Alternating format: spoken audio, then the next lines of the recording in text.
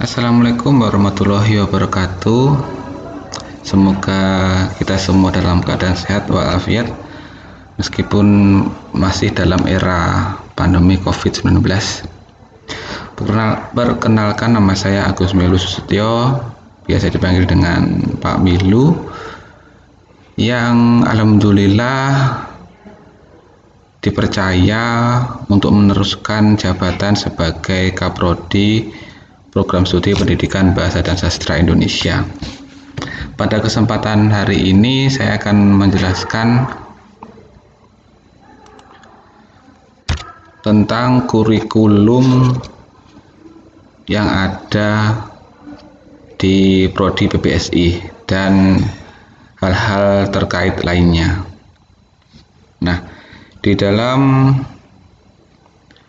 prodi ini tentang kurikulumnya perlu diketahui bahwa setiap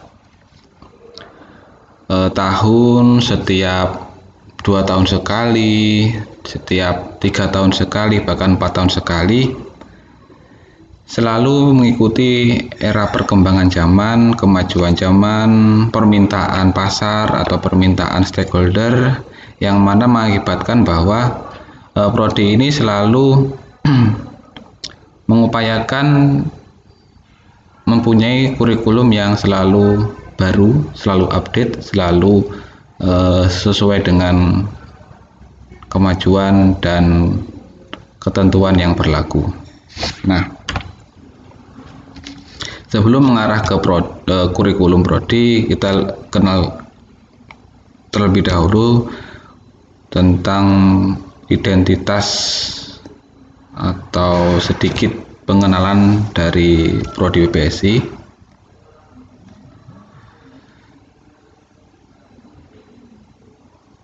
Kemarin pada tahun 2019, alhamdulillah prodi ini mendapatkan akreditasi B, artinya masih bisa mempertahankan yang sebelumnya juga B dan kali ini juga B lagi, dan kita selalu berupaya untuk menjadi program studi dengan akreditasi A. Tentunya berkat dukungan mahasiswa, dukungan prodi, dukungan fakultas, bahkan universitas, itu bisa saja terwujud. Nah, nama dari program studi ini adalah Pendidikan Bahasa dan Sastra Indonesia yang disahkan pada tahun 2015 oleh Kopertis Wilayah 7. Berikutnya, kemudian tentang visi dari prodi ini adalah menjadi program studi pengembang ilmu dalam pendidikan bahasa dan sastra Indonesia yang kompetitif, inovatif, dan berasaskan Islam pada tahun 2030. Nah, di situ ada beberapa bagian penting. Yang pertama, pengembang ilmu. Artinya prodi ini selalu mempunyai cita-cita untuk menjadi pencetus, pembuat, penemu, dan peramu teori yang baru. Tentunya didukung oleh SDM yang selalu berupaya lebih baik dari tahun ke tahun, yang biasanya dosennya adalah lulusan S2, dan sekarang dan selanjutnya akan berupaya semua dosennya lulusan S3 atau doktor. Yang kedua, kompetitif, artinya siapapun yang memilih prodi ini sebagai tempat kuliahnya akan lulus dengan kemampuan dapat bersaing dengan dunia kerja, dapat bersaing dengan lulusan di perguruan tinggi lainnya. Yang ketiga, inovatif. Jadi maksudnya prodi ini selalu menghasilkan produk-produk penelitian dari dosen yang bersifat kebaruan. Yang keempat, berasaskan Islami, berdasarkan Al-Islam dan Kemuhammadiyahan. Jadi selain kalian mendapatkan ilmu tentang pengetahuan umum, juga akan mendapatkan ilmu-ilmu yang berdasarkan Al-Islam dan Kemuhammadiyahan. Tentu saja tidak hanya ilmu, tapi aplikasi-aplikasi dalam pembelajaran, dalam perkuliahan, dalam tugas-tugas dan lainnya selalu kami upayakan, selalu kami program berdasarkan asas Al-Islam dan Kemuhammadiyahan. Nah, berdasarkan visi tersebut ada misi yang kami jalankan. Yang pertama, menyelenggarakan pendidikan Bahasa dan Sastra Indonesia dengan sistem teknologi yang kompetitif, inovatif, dan berasaskan nilai-nilai Islam. Yang kedua, menghasilkan penelitian dan pengabdian kepada masyarakat yang bermutu dan relevan dengan kebutuhan lembaga pendidikan. Yang ketiga, menyelenggarakan kerjasama dengan berbagai pihak, baik tingkat lokal, nasional maupun internasional dalam bidang pendidikan bahasa dan sastra Indonesia. Yang keempat, menyelenggarakan Al-Islam dan Kemuhammadiyahan yang berbasis pendidikan bahasa dan sastra Indonesia. Jadi Prodi ini selalu berupaya mewujudkan visi tersebut dengan beberapa arah atau kegiatan, baik pendidikan, penelitian, pengabdian, kerjasama, dan menyelenggarakan kegiatan Islam dan Kemuhammadiyahan. Nah, kemudian seperti apa lulusan dari prodi ini? Nah, yang pertama ada 3 kompetensi lulusan. Yang pertama, pendidik pemula, tutor, instruktur, dan calon guru profesional. Artinya kalian yang nanti lulus dari sini, saya jamin bisa menjadi pendidik pemula, menjadi tutor, menjadi instruktur dalam bidang pendidikan bahasa dan sastra Indonesia, maupun siap menjadi calon guru profesional. Secara umum, kalian pasti nanti bisa mengajar. Yang kedua, peneliti pemula, pelaksana peneliti dalam bidang pendidikan dan pembelajaran bahasa dan sastra Indonesia, linguistik dan sastra Indonesia, terutama dalam masyarakat Pendalungan. Nah, profil kedua ini dibuktikan dengan beberapa jenis mata kuliah yang diarahkan ke kompetensi di mana kalian akan menjadi peneliti, menjadi pelaksana peneliti dalam bidang pendidikan, pembelajaran, linguistik, dan sastra secara umum, dan bisa juga di masyarakat Pendalungan, khususnya di daerah Jember. Yang ketiga, selain menjadi guru, menjadi peneliti, kalian juga bisa dan akan dibekali berwirausaha dalam bidang bahasa dan sastra Indonesia dan pembelajarannya. Silakan berwirausaha sesuai dengan bidang kalian, kami siap untuk membimbing.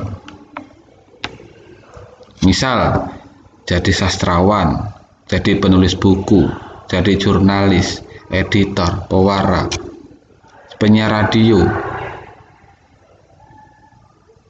semuanya kami dukung dan sudah ada di kurikulum kita.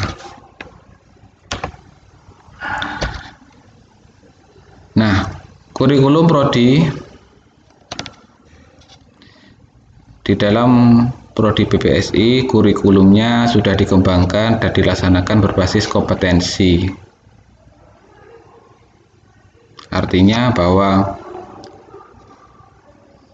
arah akhir dari kurikulum ini adalah dapat menghasilkan lulusan yang bisa berkompeten dengan dukungan dari dosen atau SDM yang juga berkompeten. Yang kedua, kurikulum tingkat satuan pendidikan untuk setiap program studi di perguruan tinggi dikembangkan dan ditetapkan oleh tiap-tiap perguruan tinggi dengan mengacu standar nasional pendidikan. Jadi jangan khawatir, prodi kita kurikulumnya sudah disahkan dan ditetapkan dan sesuai dengan standar kurikulum nasional. Jadi dengan kalian lulus dari sini, kalian sama dengan lulusan program studi atau kampus lain karena standar sudah standar nasional. Selanjutnya nomor 3, kompetensi sebagaimana dimasukkan pada ayat 1 paling sedikit memenuhi elemen.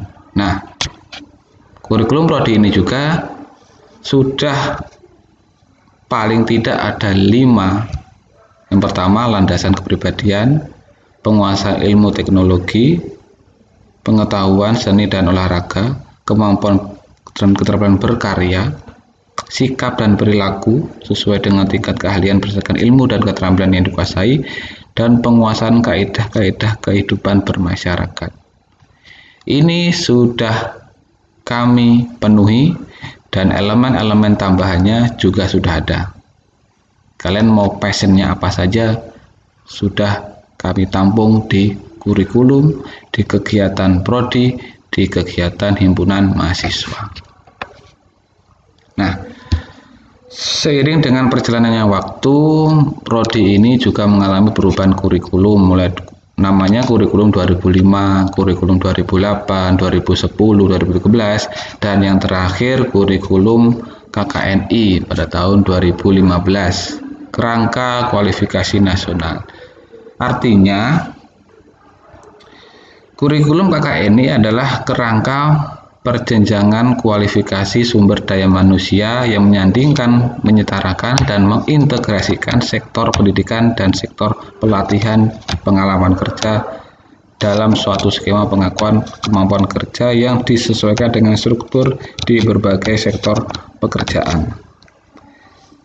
Artinya, kurikulum yang ada di prodi ini selain kalian nempuh pelajaran di bangku kuliah, kalian juga akan disandingkan dengan berbagai magang, berbagai praktek sesuai dengan kompetensi yang dibutuhkan di masyarakat sesuai prodi yang kalian pilih.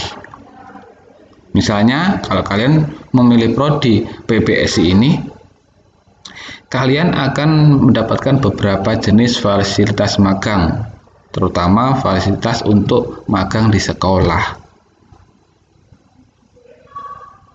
Karena proyeksinya juga menjadi guru pendidikan bahasa dan sastra Indonesia, dan juga jenis beberapa magang yang lainnya. Dan nomor 6 ini akan kami susun dan ternyata sudah disetujui hingga actionnya saja. Kita akan menyusun kurikulum Merdeka Belajar. Nah, ada 3 jenis skema: asistensi mengajar, pertukaran pelajar, studi independen. Jadi jika di antara kalian yang nantinya memiliki passion, langsung ingin mengajar saja Pak, kami siap untuk mendukung passion tersebut. Wah, saya pengen mengajar, saya pengen belajar di prodi lain, saya ingin belajar mata kuliah ini, kami siap untuk mendukungnya. Atau Pak, saya pengen mengerjakan sebuah penelitian karena ini menjadi unek-unek atau ini menjadi permasalahan yang saya pikirkan sudah sejak lama, ingin saya pecahkan menjadi penelitian. Silahkan, kami juga mendukung hal itu. Jadi tidak salah kalian memilih prodi PBSI. Nah, beberapa istilah yang perlu diketahui adalah yang pertama SKS. SKS adalah waktu yang dibutuhkan untuk tiap mahasiswa untuk dapat mencapai suatu kompetensi atau learning outcomes. dengan metode pembelajaran yang dipilih. Atau definisi lainnya adalah SKS waktu yang dibutuhkan mahasiswa untuk menguasai materi ajar, materi kuliah dengan kedalaman dan keluasan yang telah ditetapkan. Jadi, misalnya ada mata kuliah pragmatik 2 SKS. Jadi, beban mata kuliah pragmatik ini adalah 2 SKS, dan 2 SKS itu berarti 100 menit. Artinya kalian akan mempelajari tiap pertemuan mata kuliah itu, satu pertemuan 2 SKS sama dengan 100 menit, terdiri dari belajar, diskusi, tatap muka, dan atau belajar mandiri. Kemudian semester adalah satuan waktu satuan kegiatan yang terdiri atas 16 sampai 19 minggu kuliah atau kegiatan terjadwal lainnya. Dan 1 tahun akademik terdiri atas 2 semester. Tentu saja konsep semester sudah kalian pahami ketika masih di bangku sekolah. Nah, di prodi ini ada beberapa jenis kegiatan perkuliahan, jadi jangan khawatir, wah nanti Pak, nanti bosan di kelas melulu. Enggak, saya jamin enggak bosan. Karena ada beberapa kegiatan kuliah yang ada di prodi ini. Yang pertama, perkuliahan otomatis. Yang kedua, responsi atau tutorial. Yang ketiga, praktikum, praktek, magang, dan sejenisnya. Kemudian praktek lapangan. Dan kelima, skripsi. Nah, saya bedah satu-satu tentang perkuliahan. Jadi perkuliahan artinya kegiatan belajar per minggu. Jadi sudah terjadwal, minggu ini saya kuliah di hari ini jam ini. Yang sudah terjadwal per semesternya, yang terdiri dari kegiatan tatap muka, tugas, dan belajar mandiri, masing-masing 60 menit, dan nantinya akan dibimbing oleh dosennya masing-masing. Saya lanjutkan.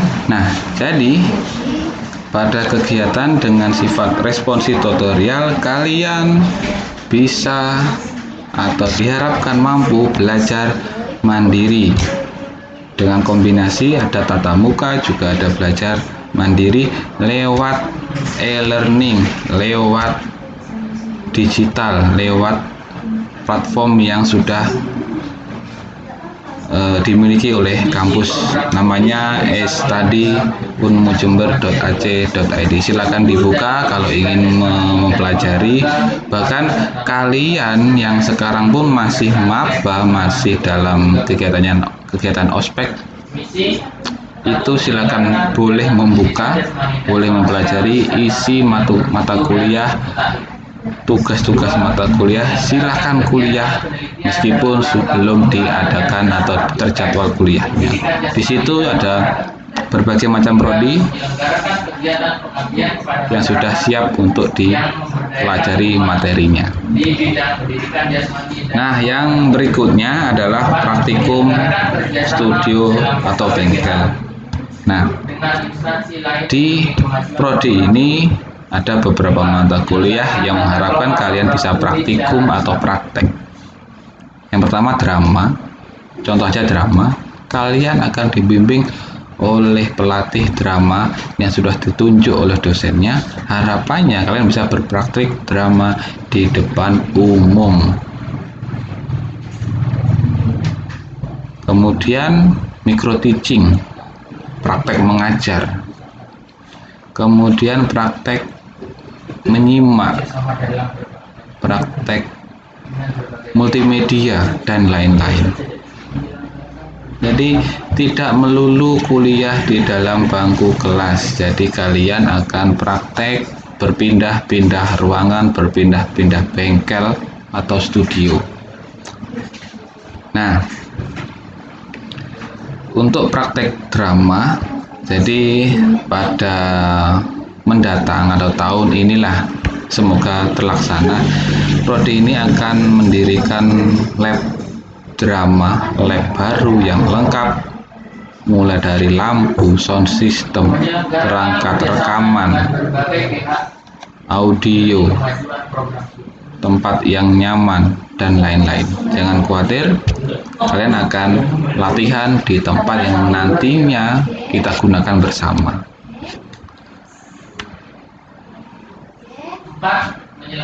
Kemudian praktek lapangan. Nah, setelah kalian belajar di kelas, belajar di bengkel atau tempat praktikum, kalian juga akan diterjunkan di masyarakat. Masyarakatnya PPSI adalah masyarakatnya sekolah. Jadi kalian akan terjun ke sekolah yang bermitra dengan kami. Namanya PLP 1, nanti juga ada PLP 2.1 dan PLP 2.2. Harapannya apa? Dari praktek ini kalian akan menjadi individu atau lulusan yang semakin matang ketika lulus untuk langsung dapat mengajar, langsung dapat bersaing dengan lulusan perguruan tinggi lainnya. Praktek-prakteknya pun kami menggunakan sekolah-sekolah yang tidak sembarangan. Artinya pihak sekolah akan siap membimbing, siap mematangkan, siap menggodok kalian semakin matang untuk menjadi guru yang siap untuk mengajar pada lapangan sesungguhnya atau di kelas sebenarnya. Kemudian pada akhir masa studi nanti kalian juga diwajibkan untuk menyusun skripsi. Jadi skripsi adalah kegiatan penelitian, artinya nanti kalian harus meneliti mulai dari menyusun perencanaan, menyusun program atau proposal, kemudian mencari data, menganalisis, kemudian menyusun menjadi buku atau laporan akhir atau skripsi, dan nantinya dipertanggungjawabkan di sidang skripsi yang dihadiri oleh ketua dan penguji-penguji kalian nanti. Semoga lulus dalam nilai yang baik. Nah, istilah yang kedua adalah ada IP atau indeks prestasi, kemudian IPK, indeks prestasi kumulatif. Nah, prestasi kalian nantinya akan diukur oleh sebuah angka. Jadi IPK kalian berapa, di angkanya keluar. IPK berapa kalian, nanti angka juga yang keluar. Jadi kalau IP berarti perolehan prestasi tiap semester. Nah, kalau IPK berarti IP yang secara kumulatif selama kalian menempuh perkuliahan. IP apabila IP kalian itu di atas 3, itu berarti kalian akan bisa menempuh skripsi atau menempuh mata kuliah lainnya di semester berikutnya dengan beban total 24 SKS. Semakin IP kalian sedikit, tawaran untuk SKS di semester berikutnya juga semakin sedikit. Harapannya kami adalah IP kalian selalu di atas 3 biar cepat lulus, tidak harus 4 tahun, bisa 3 tahun setengah, 3 tahun 6 bulan atau 3 tahun 7 bulan.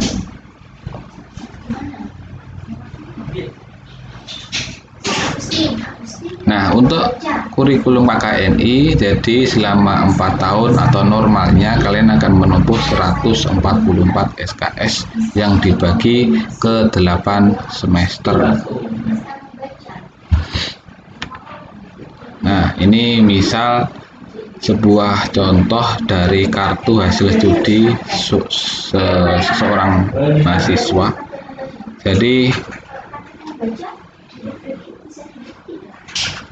Jadi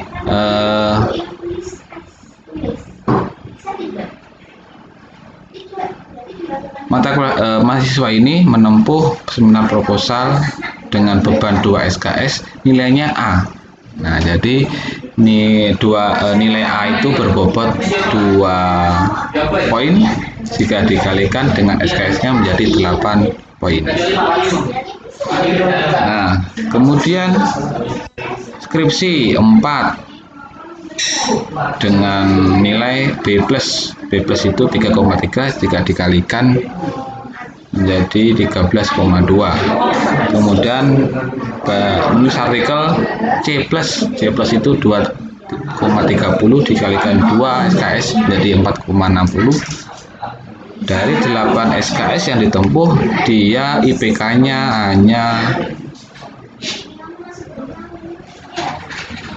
3,2 dan IPK dari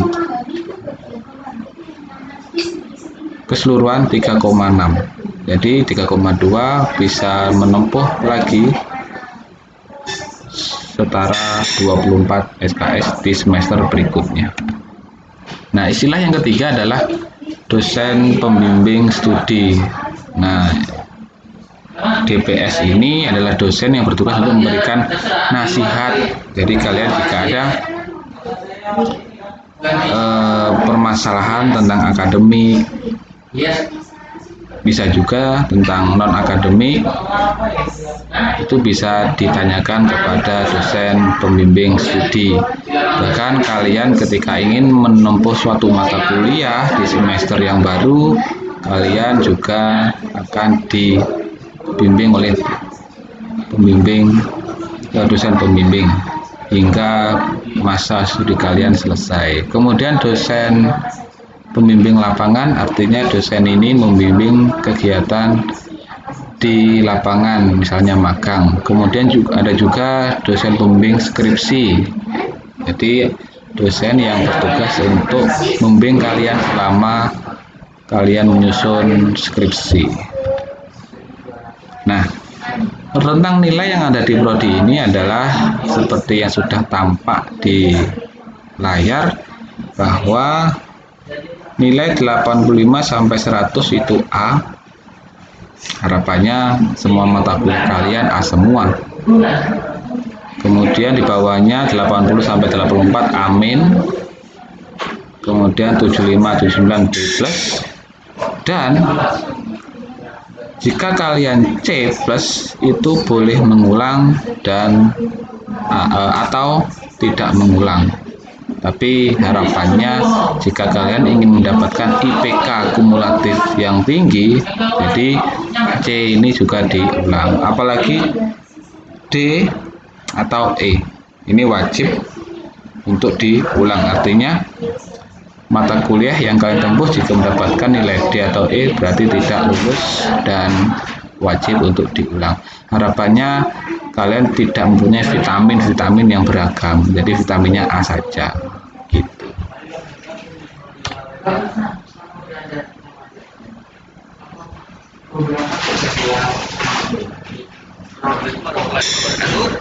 Nah, salam literasi bagi kita semua.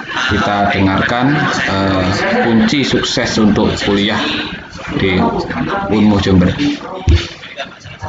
Indonesia. Alhamdulillah di dalam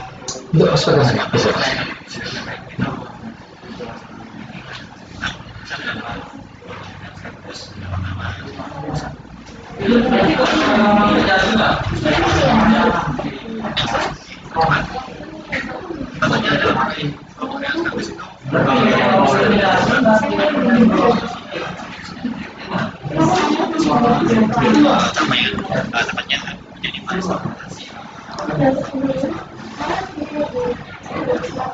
Selama saya kuliah di sini selama 3 tahun, banyak yang saya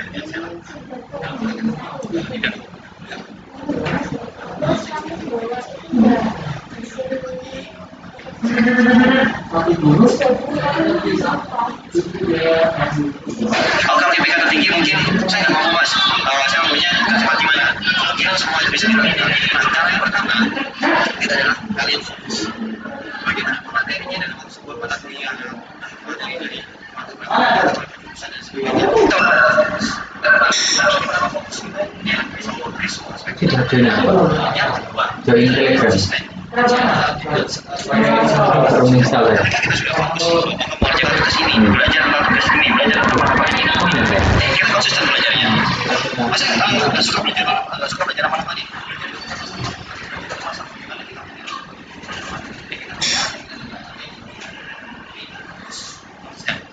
Yang ketiga itu adalah kerjaan. Dan kita di sini bisa apa yang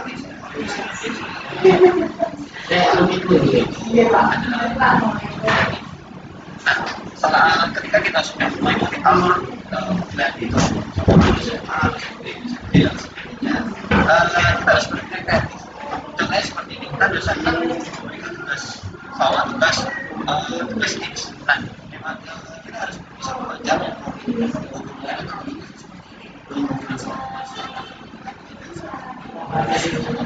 kita harus supaya nilai kita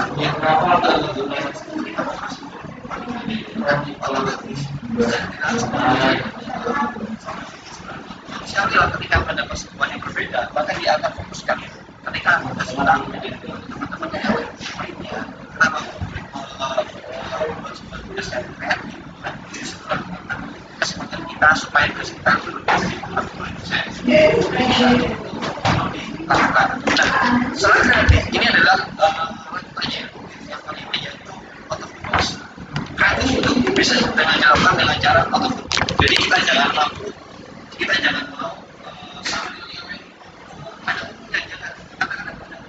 beberapa keunggulan.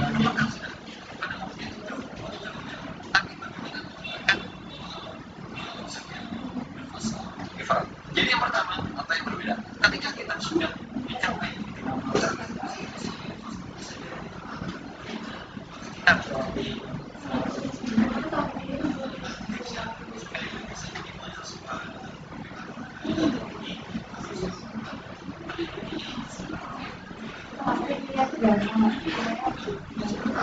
dan tidak lupa selama berproses 3 tahun 7 bulan ini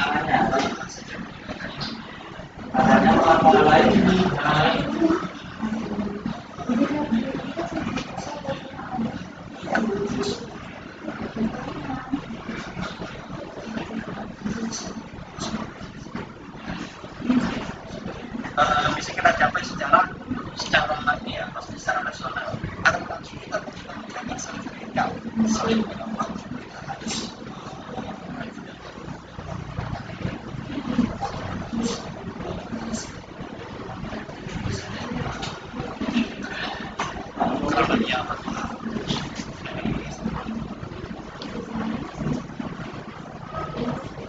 Nah, kuncinya dari saya ambil dari salah satu mahasiswa yang berprestasi, alhamdulillah mahasiswa PPSI dengan IPK 3,95 dari kurang 0,05 menjadi 4 IPK-nya sempurna. Jadi beberapa kali prodi ini bisa meluluskan beberapa mahasiswa yang berprestasi.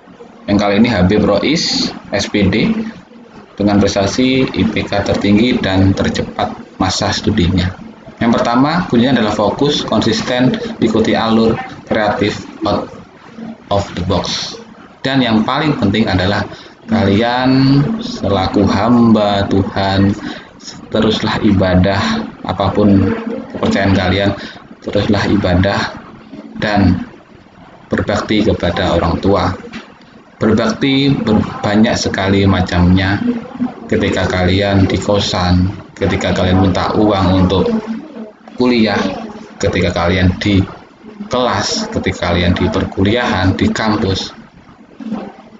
Berbuat baiklah, ingatlah orang tua yang selalu membiayai kalian, selalu mendoakan kalian secara tidak langsung. Meskipun kalian jauh dari rumah, orang tua selalu mendoakan demi kesuksesan anaknya. Nah, terima kasih atas partisipasinya. Semoga apa yang saya sampaikan menjadi wawasan tambahan untuk kalian sebelum masuk kelas nantinya. Saya tunggu kalian di kelas. Kalian akan bertemu dengan dosen-dosen yang kece-kece, yang baik hati, yang siap membimbing kalian, baik soft skill maupun hard skill. Saya akhiri, kurang lebihnya minta maaf. Wassalamualaikum warahmatullahi wabarakatuh.